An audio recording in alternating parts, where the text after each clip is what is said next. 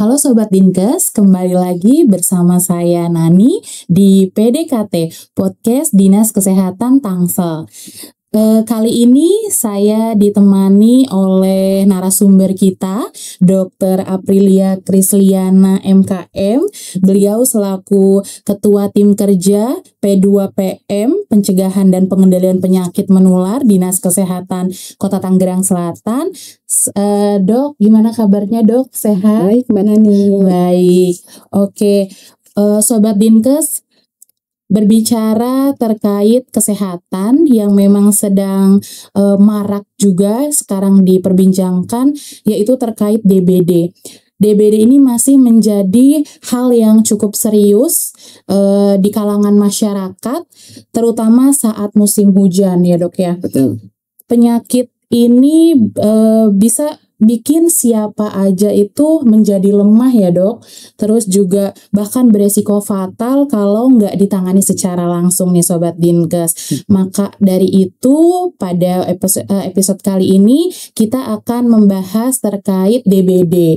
Jadi mungkin Sobat Dinkes udah sering nih dengar apa itu DBD. Tapi untuk kali ini Sobat Dinkes dipantengin terus PDKT-nya karena yang akan menginformasikannya dari berita yang memang informasi-informasi yang terpercaya dari Dokter April gitu. Baik dok, kalau berbicara tentang DBD, DBD sendiri itu apa sih dok? Ya, DBD itu kepanjangan dari demam berdarah dengi, ya, yaitu penyakit infeksi yang disebabkan oleh virus dengi dan ditularkan oleh nyamuk Aedes aegypti dan Aedes albopictus. Gitu. Oke. Jadi dok, kalau misalnya nih dok, ada orang yang terkena DBD, itu tanda-tandanya seperti apa dok? Ya, kalau untuk tanda-tanda DBD sendiri, tentunya tadi kan DBD demam berdarah dengi.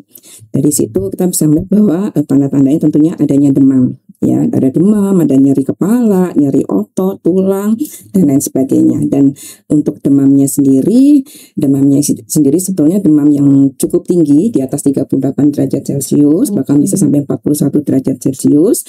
Dan demamnya ini tidak turun-turun. Ya, jadi salah satu ciri khas DBD itu adalah ketika demam dikasih obat turun panas itu dia paling turun sebentar, bahkan tidak turun-turun, tapi dia tetap tinggi terus gitu.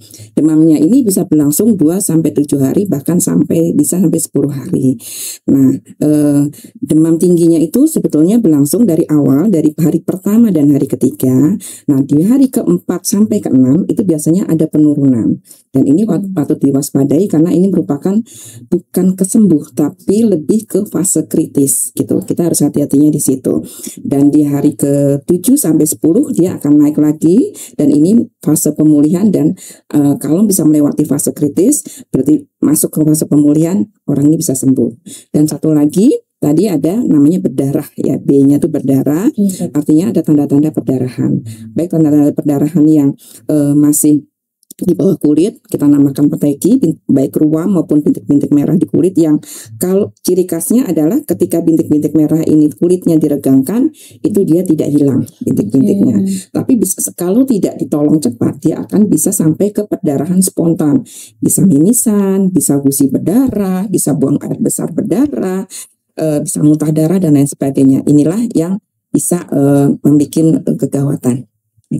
Oh iya, baik. Jadi kalau misalnya orang yang terkena DBD itu demamnya tuh nggak turun-turun ya dok ya? Yeah. Demamnya nggak turun-turun, terus juga biasanya khasnya ada bintik merah di bawah kulit, di bawah kulitnya gitu ya dok. Itu. Dan juga kalau kan ada tuh ya dok, biasanya bintik merah digigit nyamuk biasa tuh ada, tapi kalau untuk yang DBD biasanya kalau diregangkan itu dia nggak hilang. Kulitnya diregangkan dia tidak hilang. Dia tidak itu hilang. Namanya peteki.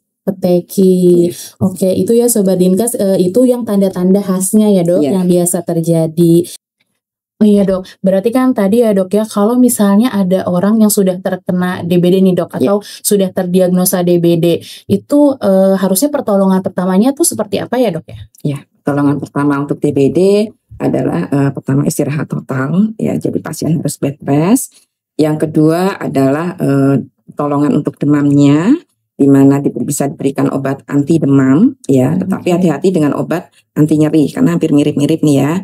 Karena obat anti nyeri bisa mengakibatkan perdarahan juga yang nanti akan bisa memperburuk keadaan. Lalu tentunya karena tadi hubungannya adalah dengan perdarahan, cairan, itu tentunya harus diberi cairan yang cukup ya. Bisa memakai cairan rumah tangga yang ada, yang penting cairan selama dirawat. Dan berikutnya tentunya makanan yang bergizi harus tetap ya, dan memakai bajunya juga yang tipis-tipis yang misalnya banyak udara, jadi ada udara bisa bebas ya, sehingga tidak menambah demamnya. Dan kalau misalnya demamnya masih, bisa juga dikompres dengan air hangat. Jadi jangan pakai baju yang tebal-tebal malahan ya dok, betul. karena nanti akan malah demamnya nambah tinggi gitu. Terus juga mungkin kalau sudah ada tadi tanda-tanda yang tadi sudah Dokter April infokan Sobat Dinkes, tadi kan sudah tuh ada tanda-tanda khasnya, itu kalau misalnya ada itu segera dibawa ke Vaskes ya dok ya, dibawa ke fasilitas kesehatan untuk diberikan penanganan yang memang sesuai dengan harusnya ya dok ya gitu. Jadi kayak tadi tuh ada obat-obat yang memang agak nyaru nih, obat nyeri ya, itu yang tidak boleh, jadi nanti tepat penanganannya gitu. Terus dok tadi ya dok, kalau misalnya orang tersebut sudah terkena DBD itu membahayakan pasti ya dok ya, tapi bisa nggak sih dok menjadi penyebab kematian dok untuk DBD tersebut? Oh ya, amat sangat bisa ya. Tadi seperti saya sudah utarakan bahwa di hari keempat sampai keenam itu merupakan fase kritis yang biasanya orang tidak waspada, dikira itu sembuh karena sudah tidak demam lagi. Padahal penurunan itu malah larinya ke arahnya shock, ya, shock hipovolemik, di mana itu sudah mulai ada tanda-tanda perdarahan sampai yang spontan ya. Dan yang membuat kematian itu adalah tadi terjadi kebocoran plasma sehingga terjadi perdarahan yang cukup serius ya. Baik tadi yang pertama-tama dari peteki, lalu ada gusi berdarah, mimisan, buang air besar berdarah, kencing berdarah. Jadi kalau tidak ditolong secara cepat, itu bisa mengakibatkan shock hipovolemik, bahkan kegagalan organ, dan itu yang bisa mengakibatkan kematian. Oh ya, selain itu ada ciri khas laboratoriumnya. Biasanya kan kalau DBD itu erat kaitannya dengan pemeriksaan laboratorium darah, di mana ketika sudah dinyatakan DBD itu biasanya trombositnya itu sudah di bawah 100.000. Kita ketahui bersama bahwa trombosit normal adalah 150.000 sampai 400.000. Nah, kalau DBD itu sudah dinyatakan DBD itu di bawah 100.000. Dan juga penurunan leukosit, jumlah leukosit karena ini merupakan infeksi virus. Lalu satu lagi ada yang kita namakan hemokonsentrasi darah, yaitu untuk hematokritnya itu bisa terjadi kenaikan lebih dari 20%. Oke, iya. Jadi jangan asal kalau udah ada ciri khasnya itu langsung dibilang DBD gitu ya dok ya. Ya itu ya Sobat Dinkes, harus juga dicek labnya, harus dicek laboratorium, dan yang memberikan diagnosa itu ya harus dokternya langsung gitu.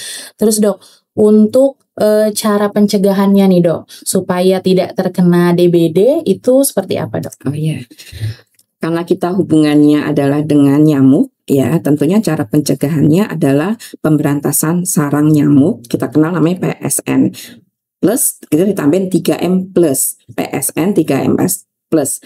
Pemberantasan sarang nyamuk dengan menguras, menutup, mendaur ulang, dan plusnya adalah menghindari gigitan nyamuk. Bisa bermacam-macam tuh menghindari gigitan nyamuk. Bisa yang pakai oles, kita nggak boleh menyebut merek ya, masalahnya ya. Bisa pakai oles, bisa pakai kelambu, bisa pakai baju yang panjang supaya tidak digigit nyamuk. Lalu bisa juga kita misalnya melihara ikan seperti ikan cupang dan ikan kepala timah yang dia akan makan jentik nyamuk. Lalu juga kita bisa melihara pohon-pohonan nih, tanaman. Ada zodia, ada lavender, ada serai dan lain sebagainya yang nyamuk enggan menggigit. Dan juga kita juga bisa memanfaatkan yang kita sebut namanya larvasida atau abate. Itu pencegahannya. Jadi pencegahannya PSN 3M plus ya, menguras, menutup, dan mendaur ulang. Jadi kalau dulu tuh mengubur ya dok ya, kalau sekarang Sobat Dinkes mendaur ulang. Gitu. Plusnya tadi ya boleh pakai gigitan nyamuk. Iya, plusnya menghindari gigitan nyamuk gitu. Terus dok, kalau di masyarakat sendiri nih ya dok ya, itu masih banyak masyarakat tuh kalau misalnya di sekitar wilayahnya ada yang terkena DBD, pasti fogging dong gitu ya dok ya. Fogging, pokoknya minta fogging baik ke puskesmas atau nanti ke RT RW-nya. Nah sebenarnya fogging tuh sebenarnya masih diperbolehkan apa enggak sih dok? Kalau dibilang diperbolehkan, masih diperbolehkan, tapi dengan syarat dan ketentuan berlaku. Artinya, fogging itu bukan untuk pencegahan. Sekali lagi, pencegahannya tadi adalah dengan PSN 3M+.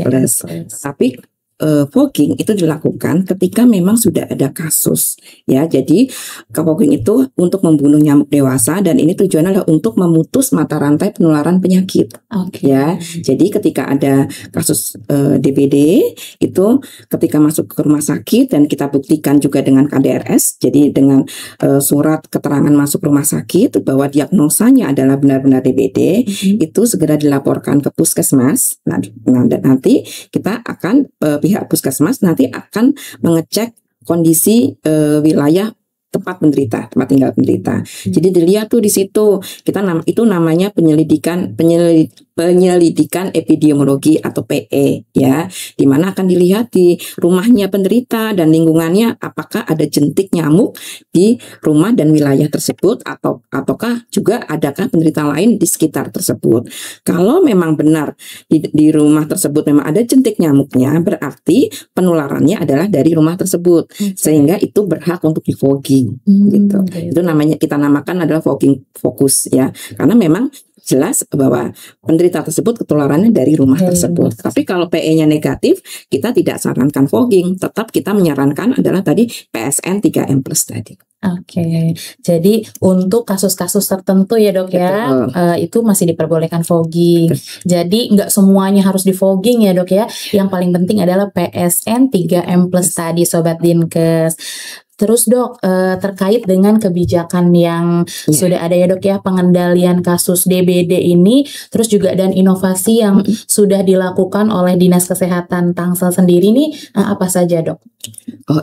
Jadi untuk Dinas Kesehatan Tangsel itu tetap mendukung namanya PSN 3M+ tadi, dan kita dari tahun 2016 itu kita sudah menggalakkan namanya gerakan satu rumah satu jumantik atau GIRIJ ya kalau disingkatnya.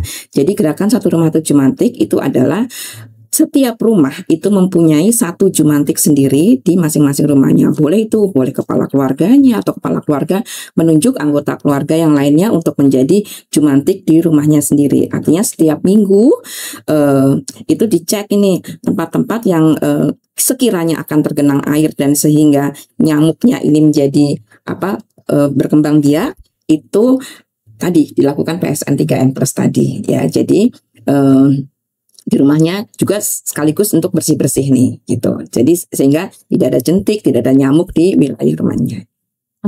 Jadi sudah ada inovasi atau kebijakan terkait satu rumah satu jumantik tadi, yang memang kalau misalnya masalah kesehatan terkait DBD itu kan berpengaruh sama lingkungan ya dok ya. Berarti harus ada kontribusi dari yang di rumah itu sendiri gitu ya dok. Kalau misalnya dari orang luar kan nggak setiap hari ya dok gitu. Jadi adanya satu rumah satu jumantik gitu. Mbak menambahkan juga, jadi dari gerakan satu rumah satu jumantik kita pengembangannya adalah dengan RW bebas jentik. Gitu. Jadi kita bertahap dari yang wilayah yang paling kecil yaitu RW kita bikin untuk menjadi RW bebas jentik, sehingga bisa kita bisa monitoring untuk evaluasi juga apakah wilayah tersebut memang masyarakatnya berjalan untuk kegiatan gerakan satu rumah satu jumantik, karena tujuannya tentu nanti kita akan mencoba supaya kita bisa menurunkan kasus juga untuk di Kota Tangerang Selatan. Jadi ada RW bebas jentik juga ternyata Sobat Dinkes, untuk menekan angka DBD ya dok Iya, ya, kasus gitu. DBD. Karena memang harus semua pihak berkontribusi, harus semua pihak ikut bekerja sama untuk menurunkan angka DBD. Jadi itu Sobat Dinkes, banyak sekali inovasi-inovasi dan kebijakan-kebijakan yang sudah dibuat, tapi ya itu kita semua juga harus peduli juga, harus bertanggung jawab untuk ya wilayahnya masing-masing, untuk rumahnya ya terutama masing-masing. Terus dok, tadi kan sudah ada beberapa kebijakan, inovasi. Kalau untuk hambatannya sendiri dok, untuk program DBD di Tangsel itu ada nggak dok? Pasti ada ya dok ya kalau hambatannya. Pasti ada hambatannya. Jadi karena tadi gerakan Satu Rumah Satu Jumantik itu intinya adalah pemberdayaan masyarakat. Tentunya untuk memberdayakan masyarakat itu bukan hal yang mudah ya. Tentunya ini butuh kesabaran, butuh juga kebijakan juga, butuh perhatian dari pemangku wilayah setempat ya, untuk terus mengingatkan warga untuk selalu melakukan gerakan Satu Rumah Satu Jumantik dengan melakukan PSN 3M+ 1 minggu 1 kali. Lalu juga untuk kebersihan lingkungan terutama ya, mungkin dengan gotong royong ya, Jumat bersih dan lain sebagainya, boleh dilakukan seperti itu. Dan juga tadi tantangannya lagi bahwa kita tuh kan berhubungannya adalah dengan musim, dengan cuaca ya. Ya, jadi apalagi ketika nanti musim penghujan, itu tentunya gerakan ini atau kegiatan ini harus terus dilakukan secara kontinu. Nah, kadang-kadang nih masyarakat atau kita sendiri suka lupa nih jadi itu supaya kita terus-menerus untuk mengingatkan agar secara kontinu ini dilakukan sehingga daerah kita memang bebas dari jentik nyamuk. Oke, jadi untuk masyarakat terutama di wilayah Tangsel, jangan lupa nih kita sama-sama, karena memang kalau sehat itu berawalnya dari diri kita sendiri. Betul. Terus juga kita saling mengingatkan di wilayah kita juga masing-masing, terutama kalau untuk fokusnya DBD PSN 3M+-nya ini gitu. Wah, udah banyak banget nih dok tadi informasi-informasi tentang penyakit DBD yang pastinya mungkin Sobat Dinkes juga sudah sering dengar DBD itu apa, tapi ya itu lagi-lagi kita harus terus-menerus mengingatkan, harus terus-menerus juga menginformasikan, karena memang apalagi kalau musim penghujan ya dok ya, itu jangan sampai di wilayah kita itu ada yang terkena DBD gitu. Dan juga kita tahu nih kalau sudah ada yang terkena DBD apa hal-hal yang harus dilakukan gitu. Nah, terima kasih banyak dok atas informasi-informasi yang telah diberikan. Semoga bermanfaat dan jangan lupa Sobat Dinkes terus tonton PDKT episode selanjutnya, dan juga episode yang sebelum-sebelumnya juga sudah banyak banget terkait kesehatan-kesehatan yang sudah kita bahas. Sekali lagi terima kasih dok. Sama-sama. Semoga selalu sehat. Amin. Salam sehat.